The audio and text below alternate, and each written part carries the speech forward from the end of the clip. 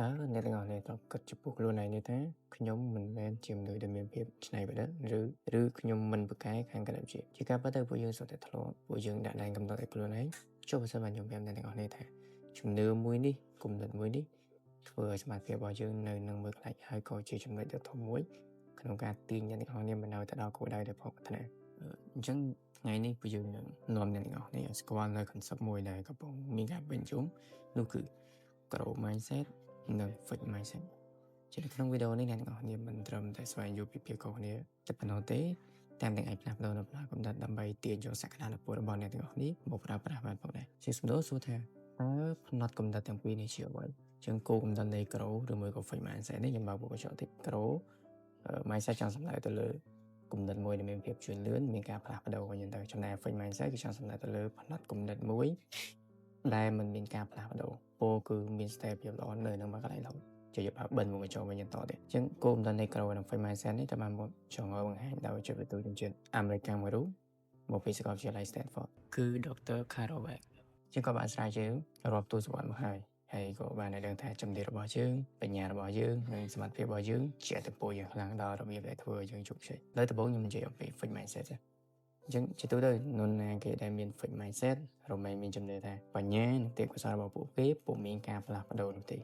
ដោយពួកគេគិតថាពួកគេជាហើយអញ្ចឹងគោលបំណងរបស់ពួកគេគឺធ្វើយ៉ាងណាឲ្យពួកគេមើលទៅឆ្លាតគ្រប់ពេលហើយចំណែកម្ខាងទៀតគឺមាន growth mindset នរណាក៏ដោយដែលមាន growth mindset គឺជឿជាក់ថាសមត្ថភាពរបស់ពួកគេនៅមានកម្រិតចំណែកដើមរបស់គេនៅអាចអភិវឌ្ឍបន្តទៅទៀតបានតាមរយៈការខិតខំប្រឹងប្រែងហ្វឹកហាត់ឬធ្វើឲ្យមានភាពស្អាតឡើងដោយឡែកពួកគេជឿថាភាពឆ្លាតវៃនិងទេពកោសល្យគ្រាន់តែជាចំណុចចាប់ផ្ដើមតែប៉ុណ្ណោះតែយកឃើញនេះធ្វើឲ្យពួកគេចូលចិត្តនៅការរៀនសូត្រនិងមានភាពអត់ខ្ពស់អូខេយើងអាចសន្មតថាគោលការណ៍របស់យើងជាសាច់ដុំមួយបុគ្គលណាដែលមាន fixed mindset ដែលមានកថាសាច់ដុំនោះមិនមានការផ្លាស់ប្ដូរទេវាមានប៉ុណ្ណាគឺវាមិនប៉ុណ្ណឹងតែដែរចំណែកឯបុគ្គលដែលមាន growth mindset ក៏គិតថាសាច់ដុំហ្នឹងអាចរីកធំនិងរឹងមាំជាងមុនបានតាមរយៈការប្រែអូខេឥឡូវទ្រឹស្ដីនឹងល្អហើយជាងថាតើយើងអាចដឹងនៅក្នុងជីវិតជាក់ស្ដែងវាយ៉ាងដូចនេះតែខ្ញុំលើកឧទាហរណ៍សន្មតថាមានសិស្សពីរនាក់គឺដុល្លារនិងសេហារៀននៅក្នុងថ្នាក់ជាមួយគ្នាជាងក្នុងថ្ងៃនេះពួកគាត់ទាំងពីរទៅបានលទ្ធផលទៅលើការបណ្ដុះគំនិតវិជ្ជាដ៏លំបាកមួយដោយម្នាក់ៗទៅបាននិតេសីដុល្លារជាសិស្សដែលគាត់មាន fixed mindset ក្រោយពីគាត់ឃើញលទ្ធផលគាត់គិតថាខ្ញុំមិនទាន់ខ្លាំងគ្រប់គ្រាន់ខ្ញុំនៅខ្សោយគណិតវិទ្យាជាងពេលគាត់មានអារម្មណ៍ថាខ្លួនឯងជាជនបរាជ័យមួយចាស់ក្នុងកំឡុងពេលហ្នឹងគាត់អាចនឹងបិទបាំងពោលគឺលាក់មិនឲ្យផលិតផលទៅឲ្យពុកម្ដាយគាត់មើលទេគាត់ឃើញថាការខិតខំប្រឹងប្រែងនេះគឺជារឿងមួយដែលអត់បានការព្រោះគាត់យល់ថាគាត់អត់មានទេពកោសល្យទៅលើការរៀនគណិតវិទ្យាពីកំណើតទេឥឡូវយើងត្រឡប់ទៅមើលសេហាវិញ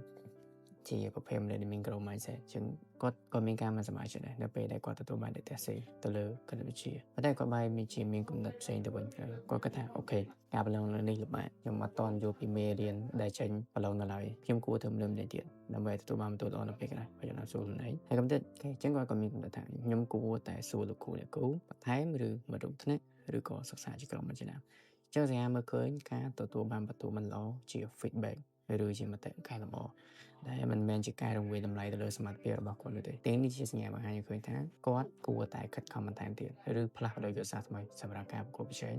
នៅពេលក្រោយទៀតប៉ុន្តែวันนี้គាត់យល់ថាការប្រកួតប្រជែងគឺជាឱកាសដែលធ្វើឲ្យគាត់រឹងមាំជាងមុនឥឡូវយើងត្រឡប់មកវិញយើងមើលថាលទ្ធផលដែលចេញមកគឺដូចគ្នាប៉ុន្តែការយល់ឃើញខុសគ្នាមួយហើយគឺដោយសារតែការជឿជាក់ទៅលើសមត្ថភាពរបស់ពួកគាត់គឺខុសៗគ្នាអូខេអញ្ចឹងយើងក៏មកតទៀតតើយើងត្រូវធ្វើយ៉ាងណាដើម្បីឲ្យខ្លួនយើងមាន growth mindset ជាងមកដល់ពេលនេះគឺសំណួរមួយដែលអ្នកនៅចាប់ដើមសួរមកខ្លួនឯងគឺតើយើងត្រូវធ្វើយ៉ាងម៉េចដើម្បីឲ្យដូចសេហាជាងប្រសិនបើអ្នកឃើញថាខ្លួនឯងមាន fixed mindset ឬផ្នត់គំនិតដែលនៅមួយកន្លែង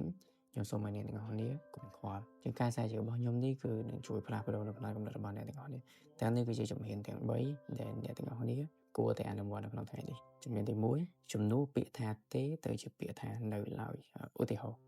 ខ្ញុំមិនអាចធ្វើវាបានទេទៅជាខ្ញុំមិនអាចធ្វើវាបាននៅឡើយឧទាហរណ៍មួយទៀតខ្ញុំមិនយល់ពីមេរៀននេះទេទៅជាខ្ញុំមិនយល់ពីមេរៀននេះនៅឡើយជាងការផ្លាស់ប្ដូរតែប៉ុន្មានពាក្យហើយផ្លាស់ប្ដូរទស្សនៈនៃការយល់ឃើញរបស់យើងចំពោះខ្លួនឯងការផ្លាស់ប្ដូរនៅប្រយោគតែបន្តិចនេះគឺវាធ្វើឲ្យយើងយល់ថាបរាជ័យជារឿងរហូតរបស់យើងនឹងមកជាការបរាជ័យតែមួយរយៈពេលខ្លីតែប៉ុណ្ណោះជំហានទី2ផ្ដោតទៅលើដំណើរការជាជាងផ្ដោតទៅលើលទ្ធផល ជាជំនួសឲ្យការដែលចង់បានលទ្ធផលដូចជាខ្ញុំចង់បានតែអី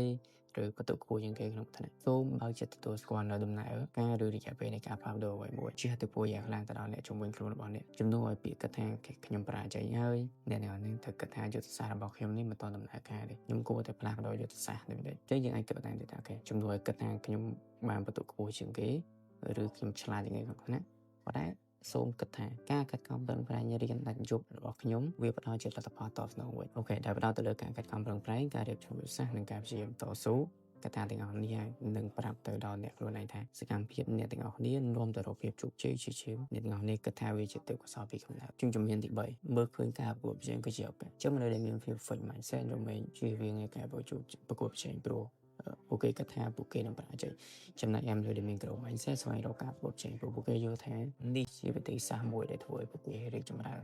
វាដូចទៅនឹងការប្រឡងចូលសាកលវិទ្យាល័យចឹងបើអ្នកទាំងអស់គ្នាមិនខំប្រកួតប្រជែងទេច្បាស់ណាស់អ្នកនរគ្នាមិនជាប់ការចូលរៀនទៅហើយបើសិនជាអ្នកទាំងអស់គ្នាជួបឬមួយក៏ប្រឈមទៅនឹងពេលលំបាកខ្ញុំលើកចិត្តអ្នកទាំងអស់គ្នាប្រឈមជាមួយវាទៅសរុបមកវិញ mindset ឬផ្នត់គំនិតហ្នឹងគឺជាអ្នកចង្អុលបង្ហាញឲ្យអ្នកមើលឃើញពិភពលោកនេះឬខ្លួនអ្នកផ្ទាល់សូមចងចាំថាមនុស្សដែលមាន fixed mindset បង្កើតនៅពិភពលោកមួយដែលមិនមានការផ្លាស់ប្ដូរពោលគឺគ្រប់យ៉ាងហាក់បីដូចជាត្រូវបានគេកំណត់ឲ្យនៅមួយកន្លែងចំណែកឯអ្នកដែលមាន growth mindset បង្កើតនៅពិភពលោកមួយដែលពោពេញទៅដោយឱកាសការសិក្សារៀនសូត្រថ្មីៗនិងការផ្លាស់ប្ដូរទៅមួយជាណាចុងចាំខ្ញុំសូមអរគុណសម្រាប់ការតាមដានរបស់អ្នកនាងហើយចុច like និង subscribe ដើម្បីកុំឲ្យខកខាន